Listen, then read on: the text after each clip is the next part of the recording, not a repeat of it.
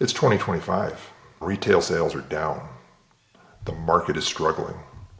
If you follow the press, carriers are compressing or reducing their capacity. They're making staffing reductions. So the optics don't look too good when you're talking about a carrier that's doing early buyouts, layoffs, shutting down operations, drawing down volumes in other places, while simultaneously coming to you saying we need to impose demand surcharges. So there is, I think, some room for some pragmatic discussion with the carrier or carriers that you're talking with. And the reality is you're going to have a variety of responses. Welcome to Parcel Perspectives, the podcast dedicated to small parcel shippers. I'm Glenn Gooding, and each episode we dive into insights, best practices, and strategies to help you navigate this complex and costly market. Hi, welcome to another edition of Parcel Perspectives. I'm Glenn Gooding. Today I'd like to talk to you about demand surcharges that are in the marketplace today. Any of you that are active procurers of small parcel, anybody that's active on LinkedIn, has seen a ton of folks out there trying to portray themselves as thought leaders, wanting to be the first out there to talk about UPS's demand surcharge release or FedEx's demand surcharge release. I'm not here to talk about the particulars of those right now. I want to ask the more profound question and offer you some insights and some ideas around answers to that question. The question is, now that we know that every major legacy carrier is imposing a demand surcharge of some sort, let's go down the list. USPS, DHL Express, UPS, FedEx, and On Track, the super regional.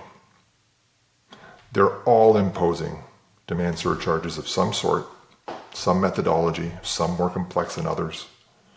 Not here to talk about those complexities right now, though it's all information available that's out there. But given that, what do you, as a proprietor, as someone, an executive responsible for the e-commerce marketing plan, as a 3PL operator, what can you do about it? Do you just take them? What does that do to your potential planned profits in Q4, which in the retail sector is usually the make or break time in the retail sector? It can be untenable. So I'd like you to consider some things that we can actually, rather than sitting on our hands or playing victim to a marketplace that appears to be imposing a demand surcharge that you can't get away from, is what can you practically do about it? I think the first place to start is understanding what is the planned impact to your company. That answer is going to vary. It's going to be contingent on the carrier or carriers you source with today, what the specifics of the demand surcharge methodology are for those carriers, what your planned volumes will be. You're going to have a lot of facts put together, and then you're going to have to try to muddle through the particulars and the complexities of those particular demand surcharge rules, if you will. It's a different answer for every carrier. Then, I think, once you have a general understanding of what the potential downside is for you, the impact, and it can be profound, you need to begin to look at things like, do you need to revise your shopping cart options? How about your subsidized shipping strategies? If in Q1, Q2, Q3, it makes sense for you from a planned transportation expense to offer free shipping on all orders over $100, is that same threshold tenable for you in Q4 when you're going to subject yourself to demand surcharges? You need to look at those, you need to plan for that, and you need to consider changes. Third, this one's critical. You need to collaborate with your carrier or carriers. Say it again. I didn't say beat them up. I said you need to collaborate with them.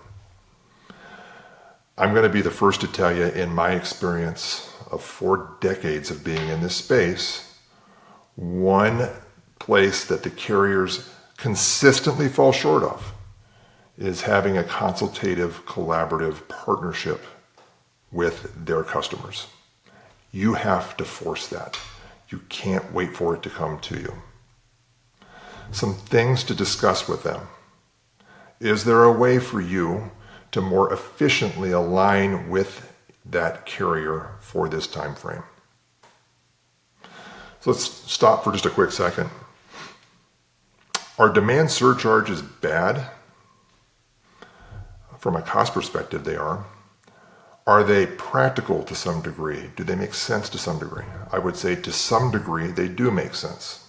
Carriers build an operation, they build a capacity, they staff it accordingly, and Q4 is notoriously a huge spike in volume for them. They have to do a lot of seasonal hiring, a lot of seasonal training, they have to lease equipment, they have to do a variety of things to take on a lot more expenses associated. So is it fair and appropriate that some sort of demand surcharge is pushed into the marketplace? I would contend there's a practical argument to say that there is. It acceptable to impose a $7 or $8 surcharge on a parcel? That's where I begin to get a little indigestion. That's where I maybe have some concerns. And the other practical question to consider when you're considering the practicality of demand surcharges. You know, if we're talking about 2021, 2022, we're in the height of the COVID time period. E-commerce shipments are going bananas. Carriers are being pushed to the limits of their capacity. There's some validity to some pretty extreme demand surcharges in that time frame. It's 2025. Retail sales are down. The market is struggling. If you follow the press, carriers are compressing or reducing their capacity. They're making staffing reductions. So the optics don't look too good when you're talking about a carrier that's doing early buyouts, layoffs, shutting down operations, drawing down volumes in other places, while simultaneously coming to you saying we need to impose demand surcharges.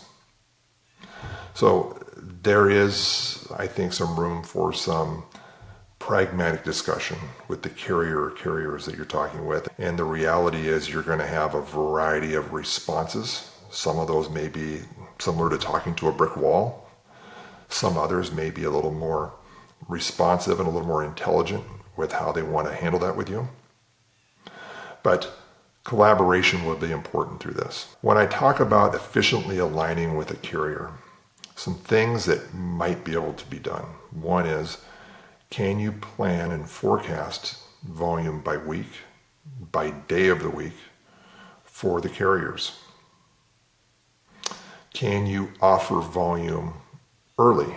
Can you allow them to grab a big chunk of volume early for startup volume in their operation and not compress their operation for a late pickup for all of your volume? Can you run a second shift, a third shift to accommodate those things? Could you open up a weekend operation to advance orders and volumes for perhaps a Sunday pickup and advancing volume into a carrier network? Those are some things I'm thinking about as far as efficiently aligning with a carrier. If you do those things, would it be fair for you to ask for something back in exchange? For example, maybe some reductions of those demand surcharges.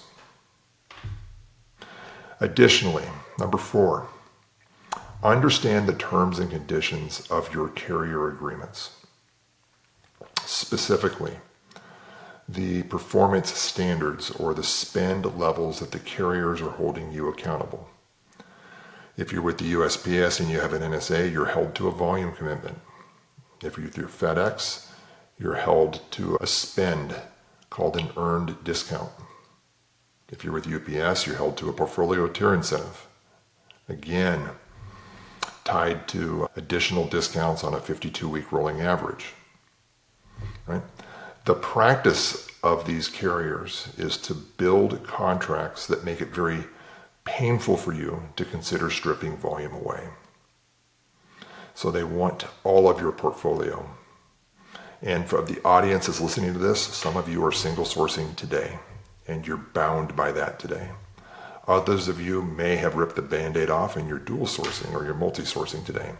Regardless, if you're using some of these legacy carriers, you're going to have terms and conditions that are going to affect how you manage your business and what you want to do in Q4. Once you understand that and understand what your, let's say, operating flexibilities are contractually, you need to begin to look to diversify where possible. Without trying to get into some of the specifics of the demand surcharges, but I think anybody that's looked at them understand that it's driven by volumes and how much more volume you have versus a baseline time period or other methodologies. Are there ways to mitigate your exposure there or to not trip, let's say, one of the levers that starts a second level of demand surcharges? Could you do that by diversifying to other carriers and spread it across? You need to look at that. You need to look at your parcel characteristics. And then you need to build out, if it's possible, appropriate business rules to accommodate that. It can't just be purely a rate shop anymore. You now need to build out business rules by geography, by weight, by mode, okay? By dimension. So a variety of factors in there. Ideally, you're going to want to have a robust TMS that has the capabilities of building out these kind of sophisticated business rules. It's important for you to know that there are other alternative solutions in the marketplace in 2025. So I've listed out all of the majors, all of the legacy, the super regional, but there's a variety of other carriers in the marketplace today that are not imposing a demand surcharge. Gig economy comes to mind, or other unique asset-light delivery service provider type of carriers. Take a look at those options. Start a relationship with one. Begin looking at a sourcing strategy in Q4 to strip volume away, provided you can meet your terms and conditions and all these other factors. Ensure that you have the technology in place that can look up and receive fully landed transportation expenses with these new carriers, and that you can print labels. Okay, you're going to be sorely surprised if you do all this work to bring in an alternative carrier and you don't have the ability to execute. Take a look at your operation. You're going to have to make adjustments. You may have to take a look and add staffing to accommodate further, let's say, knowledge unit requirements. How are you going to be splitting volume in your operation? Do you load everything out one door today? Is it a two-door operation? Is it a three-door operation? You need to look into those details and determine in this new environment what operational changes do you need to make to accommodate new or more carrier options. And the last, I kind of want to offer a bit of an editorialized opinion around some of the terms and conditions and what I call the spirit of a partnership with some of these legacy carriers. I always struggle philosophically with a client that has chosen to partner with one of the legacy large national carriers, and you begin to read the language in that pricing agreement and determine that carrier can change their rates at will, with or without notice. They require that you meet certain spend commitments, ideally probably gobbling up the majority of your portfolio to prevent it from being diversified. Yet they reserve the right to make these changes. And there's been countless changes in 2025 and 2024, and if you listen to my previous podcasts, you'll hear me talk about fuel. You'll hear me talk about dimensional changes. You'll hear me talk about a variety of things that have happened recently. Demand surcharges are yet another. It's interesting to me that here we are in September. We are merely a month away from Q4, less than. And August 28th is when UPS elected to release their demand surcharge details. It gives you very little time as a customer of theirs to make changes, to plan, to understand how this is going to impact you. And as you're going through these very complex steps and things that I would recommend you look at, and you're having these discussions with the carriers, invariably you're going to run into some problems. You're going to look and say, I'm not going to meet my volume commitment with carrier X or Y. You need to position arguments such as, you want my business, yet you penalize me in my most critical time if I don't give it all to you, but you're going to charge me more. It's counterproductive to the way I view a partnership. And so I think it requires some healthy, pragmatic, candid discussions with your carriers to work towards some sort of a resolution that allows you to understand what Q4 is going to look like to you and plan for it, and do it in a way that doesn't upend your budget or your customer experience. So, you need to know your business.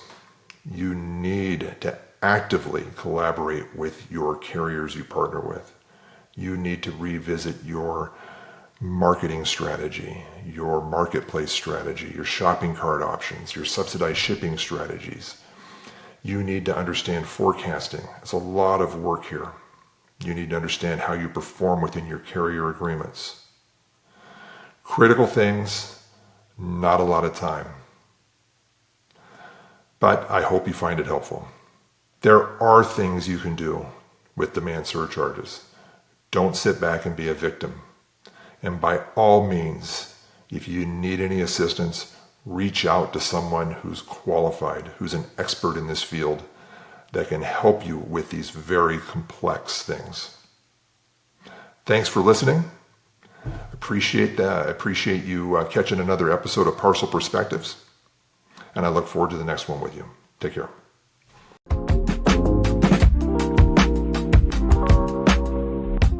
Thanks for listening to Parcel Perspectives, hosted by me, Glenn Gooding.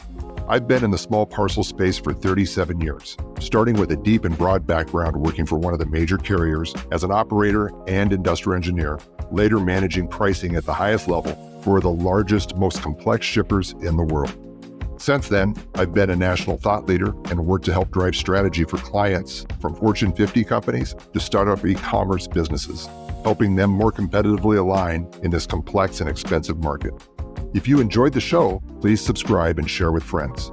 Join us next time for more expert advice and strategies to stay ahead of the shipping game.